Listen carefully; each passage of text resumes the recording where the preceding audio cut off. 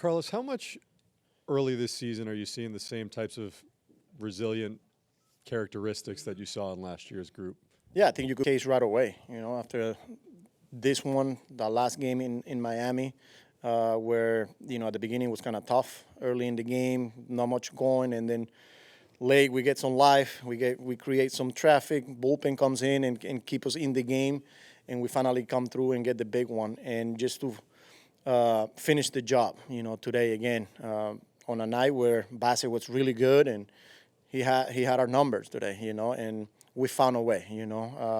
We hang in there and like I said, the bullpen and we saw it a lot last year. We got a lot of these guys back. Every year's different. Still early, but those are some good signs now early on. What made you decide to stick with Winker there in the eighth against the lefty? Yeah, not an easy decision. A lot went through the decision making there. It was either the left on left or the right on right. They had the righty ready to go in case, I sent Taylor, who was going to be the guy. But just watching the game and making adjustment, I think Winker's coming off two really good at-bats against a righty, but then watching their lefty, the way Soto's at-bat, Nemo smoke a ball, for me it was like, okay, the lefties are seeing this guy very well here. So that's why I went the decision there to keep Winker, and I'm glad he came through. Anthony? Just following up on Steve's first question about the resiliency, to what extent is that for a team, a learned skill that they can get good at it and stay good at? Yeah, I think it's trusting each other, believing that you're not out of the game. You're probably a guy or two away from bringing the tying run and getting back in games. That they believe we got a good bullpen too, and we're always close. We're always going to be one swing away. They're resilient. They're not gonna give up, and like I said, it's good to see this early in the season. And just Terrence, obviously he was good to play, but what was he dealing with there? Yeah, that forearm yesterday, that foul tip that got him, he got him pretty good. He was pretty sore. He was able to finish the game yesterday. Came in today, got treatment, but then as we got closer to game time where he was kind of like ramping up, because everything was indoors today because of the weather, he went in and told the trainers that for him to go out there and maybe come out of the game in the first or second inning, it wasn't right for the team. So I talked to him and was like, I should be available once I get more treatment here and I get going or kind of get loose. And if you need me, I'll be ready to go. And that was the case today. I went in the game probably trying to stay away from him. But, again, the situation of the game, I had a pinch hit there, and then he came in. And I'm glad that, he got that single in the ninth inning. Down on the left. Carlos, what goes through your mind when they take Bassett out of the game, given the way, like you said, he was cruising? Yeah, well, I think he got to almost 90 pitches. You knew, that they were going to be aggressive with their bullpen. They got a good bullpen, and but yeah, the way Bassett threw the baseball today, it was pretty impressive. Kept us off balance, moved the ball in and out. That sinker was playing, whether it's from hipping the lefties, backdoor the righties, and every pitch that he throws pretty much. But, you're looking up and he was threw 6 and 70-some pitches, and you're like, all right, he's going to go back out, and which he did. Ended up giving them seven, I think he was. And then, you got to take your chances. I'm glad our bullpen gave us a chance, and we ended up getting the W there. Peter on the right. Carlos, what do you think it is that makes Francisco so comfortable and so good in those late game situations? He's an elite player, and he knows it. The moment is never too big for him.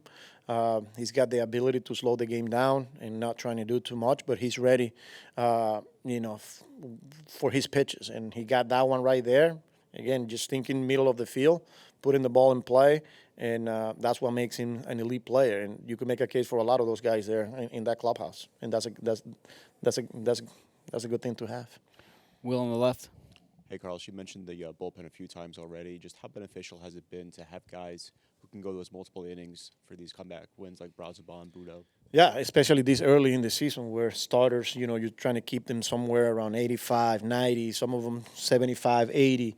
having guys that can go multiple innings, but still being able to come in, throw strikes, keep you in games, getting ground balls, getting swing and misses, whether it's a Budo, whether it's a Kranix, whether it's a Brasselman. Those are the three guys that we're asking multiple innings, and, man, they're being unbelievable. Today, not much out of Canning lengthwise, and getting multiple innings out of Budo, Budo getting out of that jam with the bases loaded there. And then Brasselman, unbelievable. So we want to continue to need those guys, and they're here for a reason. Just when you have a player of like Lindor's caliber, and he has one of those sort of statistical anomalies of slow starts, how nice is it to just see him have these types of moments early on? Yeah, it's. I don't know if it's coincidence but yeah, in the past couple of years it's been hard for him early on, but he's showing really good signs. Going the other way yesterday, going the other way today, getting that last the line drive for the sac fly. That's when he's going good, he's using the whole field, and we've seen that the past couple of days. Walking yesterday, I think he got 2 of them. Today against the lefty, when he's getting on base, when he's using the whole field. That's when he's going well. In the middle.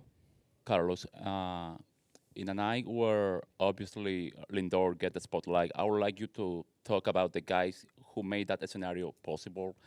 Huascar and also Siri with the plate discipline and also kind of disturbing the pitcher in the ninth inning. Yeah, that was a huge at bat. Tough right on right matchup there for Siri, and for him to find a way to get on base, which he did. Gets on base, and he's always a threat. People know that he's always going to try and steal, and wild pitch gets to second base. Torrens obviously putting the ball in play. Not an easy read for Siri there. I thought Sarby was a really good hold there, knowing what was coming behind him. And then, but it's always, if Siri gets on with what's behind him, he's going to be tough for all the teams. And last one in the middle. Luis Gonzalez, Quisqueya, how are you, Carlos? Good, how you doing? What did you like about Channing? He's not overpowering, but he looks very effective. Yeah, the way he used the slider, the changeup, it was really, really good today. Obviously, they drove his pitch count up with, especially the bottom of the lineup. A couple of 0-2 foul balls, then a couple of walks. But, man, I thought stuff-wise, slider was really, really good. Not only to get ahead, to get swing and misses, but, the way he just used it overall. And the fastball was effective. I thought it was really good. All right. Thank you very much, Carlos. Last one, I got to give the shout out to the fans. Man, I think it was like 30,000 people there.